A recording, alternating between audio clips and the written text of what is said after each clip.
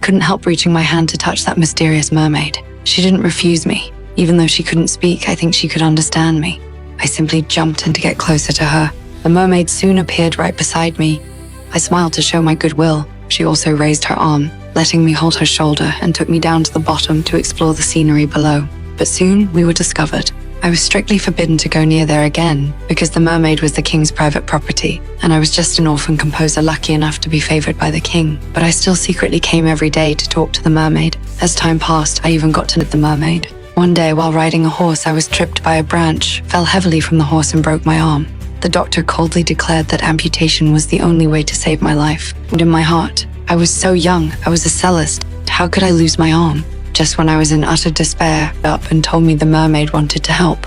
He carried me to the pool and put me in the water. The mermaid quickly appeared and swam to my side. She examined my wound, looking at me with such pity in her eyes. Then she began to circle around me. A miracle happened. Rays of warm golden light surrounded me, and my arm soon healed. So the mermaid really did have magical powers. I thought the king had brought her here to help the sick, and I admired him deeply for it. But the king said he had other plans. I didn't think much of it, until one day the king suddenly called me over and handed me a pendant. Inside was a portrait of a woman. She was my mother, and the king was actually my father. Before I could even feel happy about discovering my origins, the king said he was going to marry me off for a political alliance to ease the country's financial crisis. How ridiculous. He had never raised me for a single day, yet suddenly appeared and asked me to sacrifice myself. I had prayed countless times to be given parents, but now I wished I had never made that wish. Heartbroken, I went to see the moment I touched her. Strange memories flooded into my mind.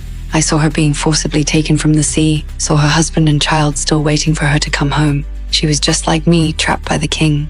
I decided to find a way to set her free, but when I returned to my room, I found an anatomy diagram of the mermaid. The king wanted to kill her to gain immortality. Furious, I stormed straight into the king's study, high-sounding words. But I finally saw that the man I once admired was nothing but a despicable, selfish person. He locked me up, telling me to prepare for the wedding. I had to pretend to obey, change into my wedding dress, followed the priest out of the room, then seized the chance to run toward the cave where the mermaid was imprisoned. He helped to raise the water level so the mermaid could jump into the drain pipe and escape. The doctor came with men to urging the mermaid to leave quickly with you.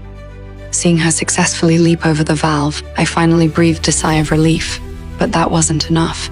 I rode my horse toward the seaside cliff, ready to stop the king and his troops from pursuing. I dismounted and ran to the edge of the cliff. Seeing that the mermaid had already jumped into the sea, I was relieved. But the king's soldiers had already raised their guns and his fleet was blocking the river mouth. I had to gamble on the king's final shred of mercy as a father, off the cliff without hesitation. My gamble worked. My father finally ordered them to lower their guns. The mermaid swam toward me, and the golden light surrounded me again. I slowly opened my eyes and saw an underwater kingdom before me. In this deep blue world was the mermaid's home, and a place of freedom.